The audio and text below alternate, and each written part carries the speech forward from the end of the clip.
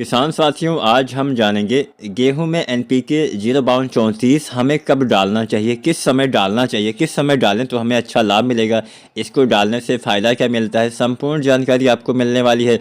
तो आज की ये पूरी वीडियो देखिएगा और जो भी आपका सवाल या सुझाव हो आप कमेंट भी कर सकते हैं।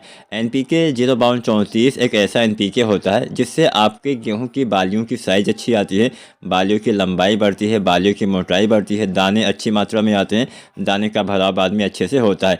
इसमें 52% फास्फोरस और 34% पोटेशियम पाया जाता है। इसके इस्तेमाल से फास्फोरस और पोटास इन दो तत्वों की पूर्ति होती है। अब जैसा कि मैंने बताया, इसके इस्तेमाल से फास्फोरस और पोटेशियम तत्व की पूर्ति होती है। तो चलिए इनके कार्य भी जान लेते हैं।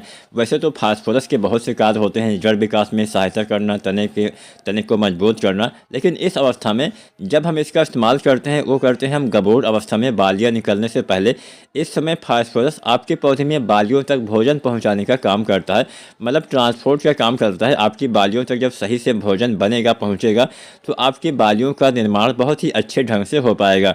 इसके साथ साथ पोटेशियम आपके पौधे में फल फूल दाने के विकास में काफ़ी मदद करता है, पौधे में प्रकाश संश्लेषण में काफ़ी मदद करता है, फसल में आपके पौधे के तने को मजबूत करता है और भी बहुत सारे कार्य करता है।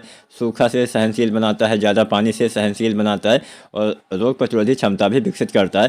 तो यहाँ पे 0-34 डालते हैं तो मोटी मोटा आप ये समझिए कि आपकी बालियाँ अच्छी आएंगी, बालियों की साइज़ अच्छी आएगी, दाने अच्छे आएंगे, दाने का भराव अच्छे से होगा। तो 0-34 सबसे पहले जानते हैं हमें इस्तेमाल कब करना चाहिए।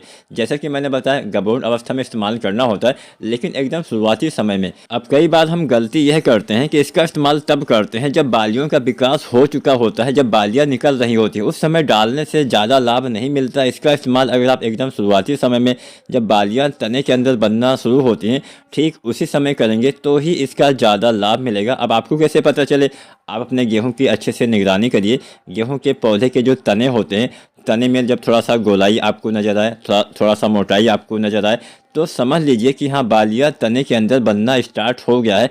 कोई भी एक पौधा बीज से तोड़ के देखेंगे तो उसमें छोटी सी बाली आपको नज़र आएगी। ठीक उसी समय जब आपको ये छोटी सी बाली उसके अंदर बनती नज़र आए, ठीक उसी समय इस एनपीके खाद का अगर आप इस्तेमाल करते हैं तो बहुत ही अच्छा फ़ायदा आपके गेहूं की फसल को मिलने वाला है। 1 से 1.5 किलो मात्रा प्रति एकड़ के हिसाब से एनपीके 0-34 आपको प्रयोग करना है। गबोर अवस्था में लगभग 80% या 85% किसान साथियों को इस अवस्था के बारे में पता ही होता है। हर साल वो बुआई करते हैं, वो कोई मतलब नए नए की अलग की बात है, लेकिन हमारे बहुत से किसान साथी बहुत दिनों से बुआई करते हैं, तो उन्हें इस अवस्था के बारे में बहुत अच्छे से पता होता है। भले ही वो किसी दूसरे नाम से जानते हो, जैसे गर्भावस्था, गोभ की अवस्था, गबोर अवस्था, हो सकता है आपके वहाँ पे किसी अन्य नाम से जाना जाता हो इसको।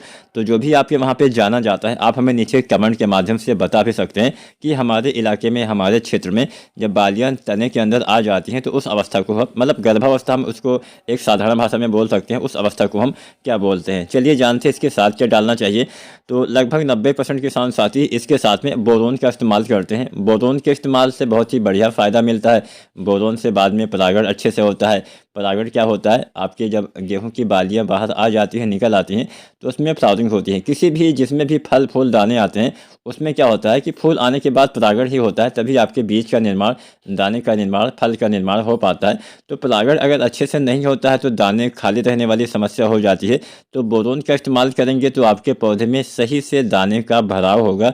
कई बार आपने देखा होगा, बालियाँ तो अच्छी आती हैं लेकिन बालियों के अंदर दाने अच्छे से नहीं बन पाते हैं, दाने का विकास सही से नहीं हो पाता है। तो कई बार परागण सही से ना होने से ऐसा हो जाता है। बोरोन के इस्तेमाल से पराग नली का निर्माण भी होता है, मेल फीमेल फ्लावर्स काफ़ी मजबूत बनते हैं, जिससे ये समस्या कम हो जाती है। तो बोरोन जो 20% वाला आता है, लगभग 100 से 125 ग्राम, साथ में एनपीके 0-34 1 से 1.5 किलो बालियाँ निकलने से पहले डालेंगे तो अच्छा लाभ मिलेगा। इस अवस्था में आप चाहें तो जिंक का इस्तेमाल करिए। जो जिंक आती है 12% वाली, लगभग 120 ग्राम आपको, जो एडिटिया जिंक आती है जिसको हम चिलेटेड जिंक भी बोलते हैं, इसकी 120 ग्राम मात्रा अगर आप डाल देते हैं, इतना अच्छा लाभ मिलेगा। पौधे में भोजन बहुत अच्छे से, बहुत बढ़िया से बनेगा। जब पौधे में भोजन अच्छे से बनेगा, पौधे में चमक आएगी, इससे आपकी बालियों का निर्माण और अच्छे से हो पाएगा। तो ये जो हमने तीनों खाली बताई है, 0-34 1 से 1.5 किलो बोरोन, 20% वाला 100 से 120 ग्राम, साथ में 12% वाला जिंक, सभी का अलग अलग घोल बना के एक साथ आप बालियाँ निकलने से पहले डाल सकते हैं। अच्छा लाभ मिलेगा, बालियाँ अच्छी आएंगी, अच्छा विकास होगा। अगर आज की वीडियो पसंद आई हो तो लाइक शेयर करें और चैनल को सब्सक्राइब नहीं किया है तो सब्सक्राइब करें।